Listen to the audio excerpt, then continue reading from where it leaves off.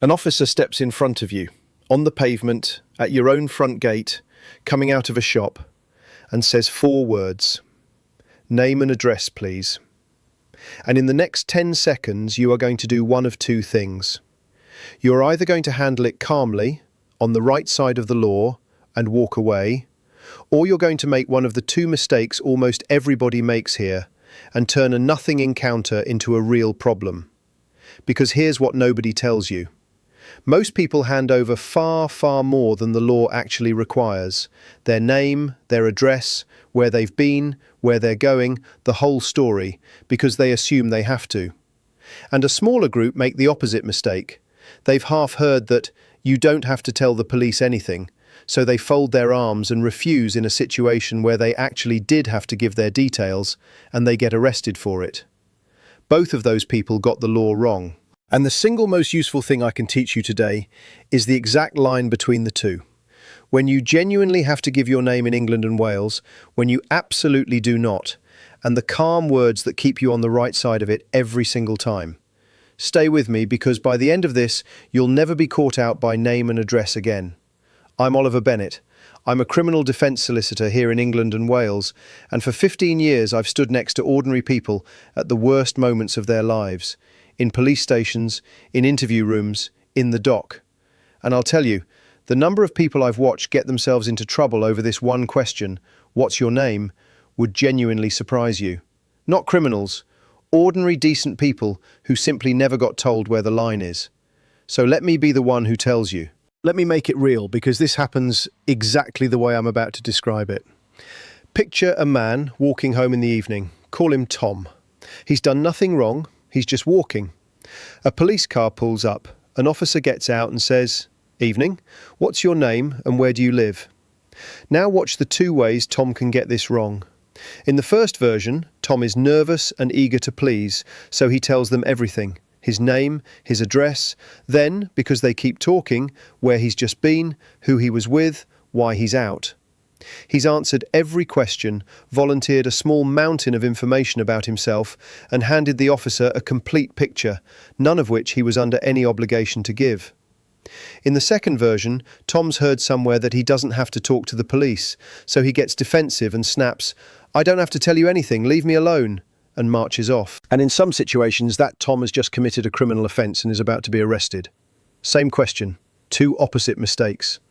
This video is so that you are neither Tom, so that you know, calmly and exactly, which situation you're actually in. So let's start with the rule that surprises almost everyone, because it's the foundation of the whole thing. In England and Wales, there is no general power that forces you to give the police your name. Let me say that again slowly, because people find it genuinely hard to believe. There is no law that says an officer can walk up to you in the street for no particular reason, demand your name and address, and require you to hand them over. We don't have what some countries call a stop and identify law. If an officer simply asks, with no specific power behind it, you are, in law, perfectly entitled to politely decline to answer and to go on your way. Refusing to give your name on its own when no specific power is in play is not a criminal offence. That's the starting point. That's the ground you're standing on. Most people have no idea they're standing on it. And while we're here, let me kill off a myth that trips people up constantly, because it sits right underneath this. There is no national identity card in this country, and there is no law that says you must carry identification on you as you go about your day. So if an officer says, "Show me some ID," in an ordinary street encounter, understand that outside the specific situations we're about to cover, you're not committing any offence simply by not having any on you, and you're not obliged to produce documents you're not legally required to carry. People hear ID and instantly feel guilty, as though they've been caught out. You haven't. Not carrying a card is not a crime, and being unable to produce one on its own is not grounds for anything. Keep that in your back pocket too, because officers know most people don't know it. But, and this is the part you must get right, because this is where people come unstuck, that general freedom has specific exceptions carved into it by Parliament. There are particular situations where a specific law switches on, and in those situations you genuinely must give your details, and refusing becomes an offence. Knowing this side of the line is just as important as knowing the other, because this is the half that keeps you out of a cell. So let me walk you through the ones that actually matter in everyday life. The big one, the one that catches most people, is driving. The moment you are the driver of a vehicle, everything changes. Under the Road Traffic Act, an officer can require you to produce your driving licence and to give your name and address, and the name and address of the vehicle's owner. That's Section 164 and Section 165 of that Act, and failing to give those details when you're lawfully required to is itself an offence. So if you are behind the wheel and an officer stops the car and asks who you are, that is not the moment to talk about no general power. Behind the wheel, the power is real and specific, and you comply. Driving is a licensed activity, and giving your identity as the driver is part of the deal. Get that one clear in your head and keep it separate from everything else, because it's the exception people trip over most. The second one is antisocial behaviour. There's a power under Section 50 of the Police Reform Act 2002, and it works like this. If a police officer in uniform has reasonable grounds to believe that you have been or are being antisocial, meaning behaving in a way that's caused or is likely to cause harassment, alarm, or distress to someone, then the officer can require you to give your name and address. And if you refuse, or if you give a false name or a made-up address, that is a criminal offence. You can be fined up to £1,000, and you can be arrested for it on the spot. Now notice the limits, because they matter. That power belongs to an officer in uniform. It needs an actual, reasonable belief that you've been antisocial, not just idle curiosity. And it entitles them to your name and address only, not your date of birth, not where you're going, not your life story. So this is a genuine you must, but a narrow one, with conditions attached. And here's where you need your wits about you, because Section 50 is the power officers reach for when they want your details and haven't got another way to get them. It can get stretched. Standing on a corner, filming in public, asking an officer a question they don't like, simply being somewhere they'd rather you weren't. None of that is antisocial behaviour, and none of it, by itself, gives them Section 50. The power needs a real, reasonable belief that you've caused, or are likely to cause, harassment, alarm, or distress to someone. So if an officer leans on you for your name and address and waves the words antisocial at you, you're entitled to test it calmly. Can I ask what antisocial behaviour you say I've been involved in? Make them put it into words. If there's a genuine answer, you'll hear it, and you comply. And if the honest answer is that there isn't one, that they just wanted your details and reached for the nearest lever, then you've quietly shown them, without a raised voice, that you know this power has limits, and you expect them to stay inside them.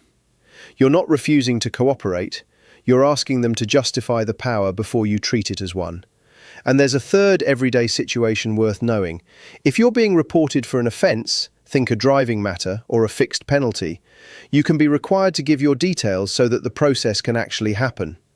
And I'll add one thing for completeness, because I know some of you are watching from north of the border. In Scotland, the rules are different. The police there do have a broader power to require your details in more situations. But this channel is England and Wales, and everything I'm telling you today is the law here. So already you can see the shape of it. The default is no general power. You don't have to give your name. The exceptions are specific and identifiable. You're driving, or an officer reasonably believes you've been antisocial, or you're being reported for something. And the whole trick, the thing that keeps you calm and safe, is being able to tell in the moment which one you're in.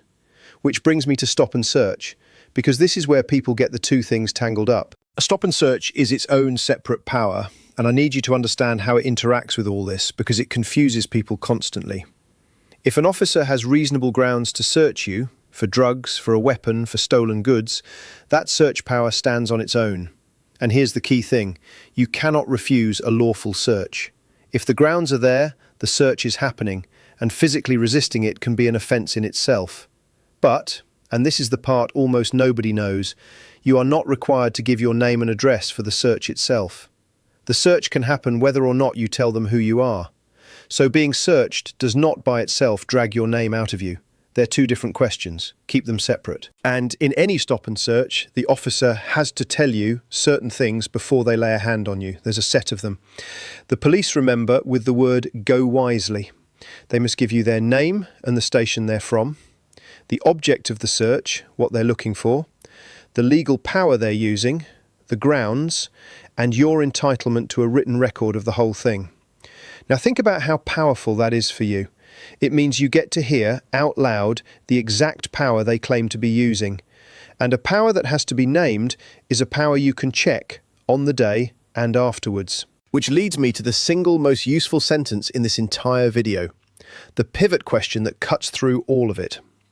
When an officer is asking you things and you're genuinely not sure whether you have to answer, you ask, calmly and politely, am I being detained or am I free to go?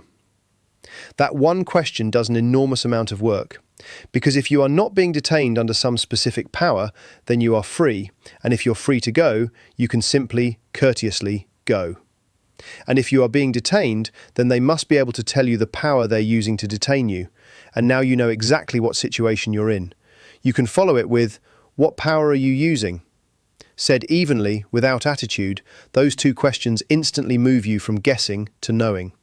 They separate a lawful requirement from an officer simply chancing it. And officers do chance it, all the time, precisely because they're relying on you not knowing the difference. Now there's a mistake I really need you to avoid, because it's the one that quietly does the most damage, and it's got nothing to do with your name.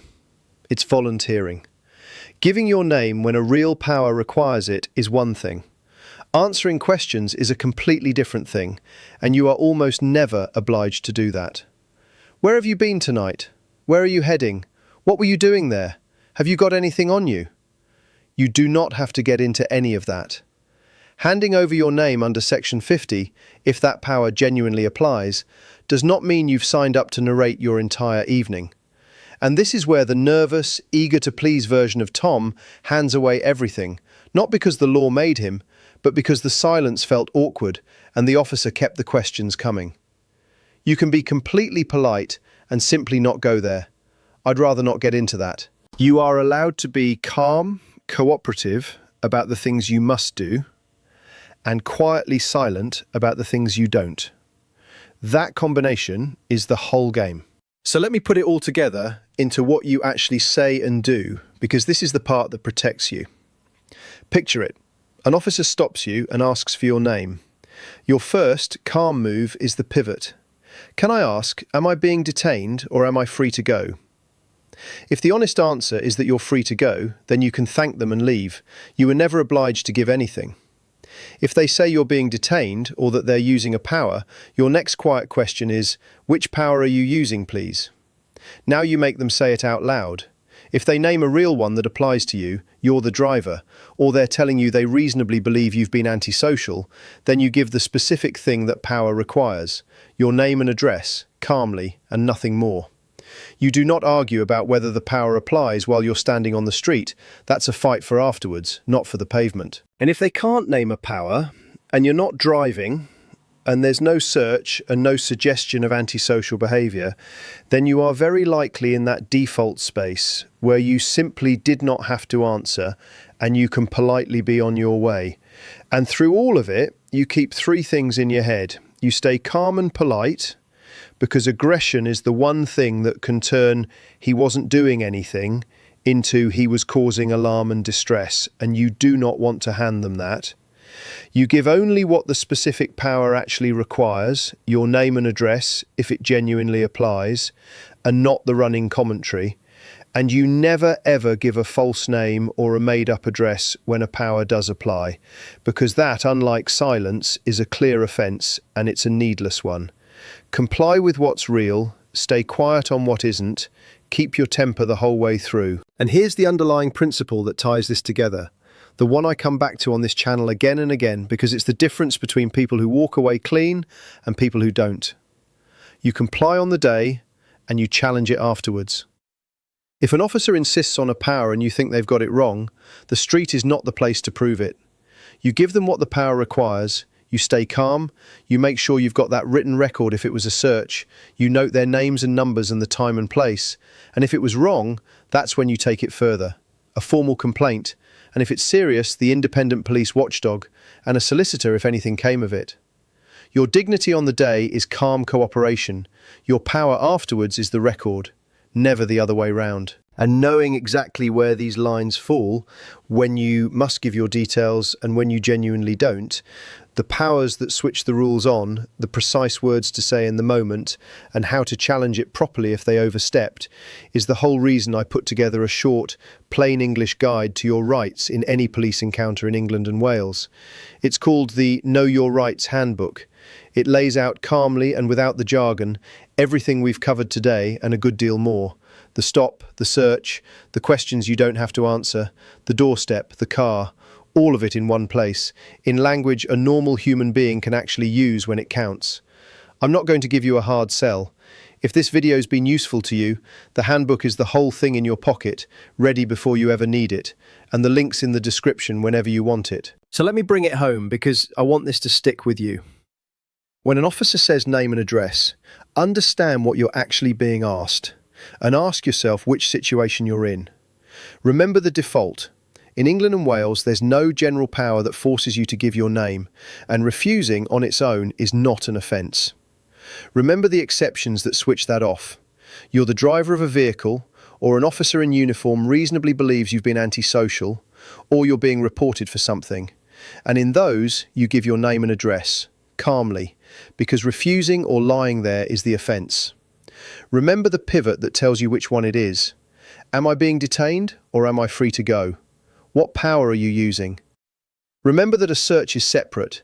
You can't refuse a lawful one, but you don't have to give your name for it.